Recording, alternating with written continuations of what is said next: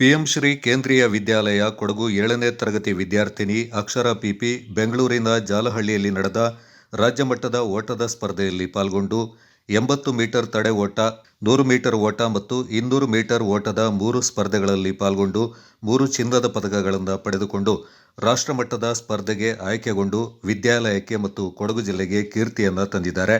ಇವರು ಮರಗೋಡು ಗ್ರಾಮದ ಪೂಳಕಂಡ ಮನೆ ನಿವೃತ್ತ ಸೈನಿಕ ಪ್ರಸಾದ್ ಮತ್ತು ಕವಿತಾ ದಂಪತಿಯ ಪುತ್ರಿ.